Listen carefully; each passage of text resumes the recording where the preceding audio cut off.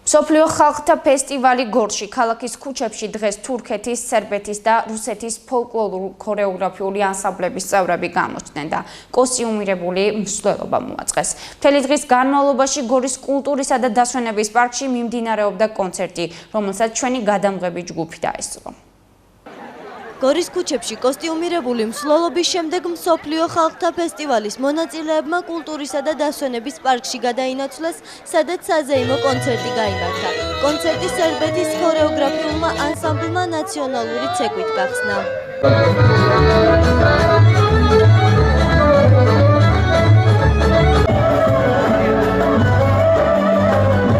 ამის შემდეგ სცენა თურქეთის ქორეოგრაფიულ ანსამბლს დაეთმო. თურქებმა მათი ნაციონალური საცეკვაო ნომერი შეასრულეს და მაყურებლის ოვაციებით დაიმსახურეს.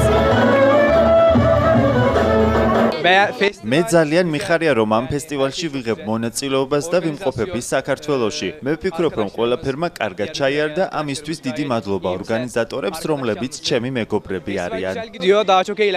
ძალიან კარგია, კარგი სასარგებლოა. იმიტომ რომ გაიხარებენ ახალგაზრდები და გაახარებენ ჩვენ გულებს.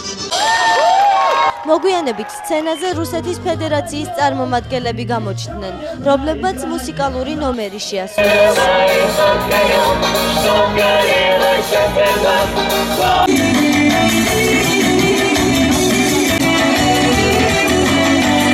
ფესტივალში მონაწილეობა გორში მოქმედმა ქორეოგრაფიულმა ანსამბლებმა მიიღეს. მათ შორის იყო ანსამბლი ჩუქურთმა, რომლის ხელმძღვანელი თემურ ტატიშვილი გორში მსოფლიო ხალხთა ფესტივალის ორგანიზატორია. ფესტივალი არის საერთაშორისო, არის სამი ქვეყანა ჩამოსული, თურქეთი, რუსეთი და სერბეთი.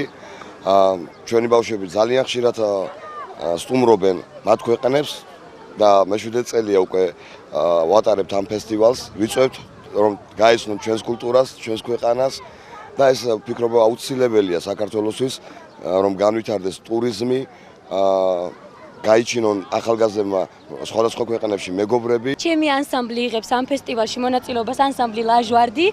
ჩვენც ჩავდივართ თურქეთში, ალანიაში, დიდიმში, კუშადაში და ასეთივე სახის ფესტივალები ტარდება, რომ სხვადასხვა ქვეყნები დამეგობრდნენ, ანუ საქართველო, რუსეთი, სერბეთი და თურქეთი და ასე შემდეგ.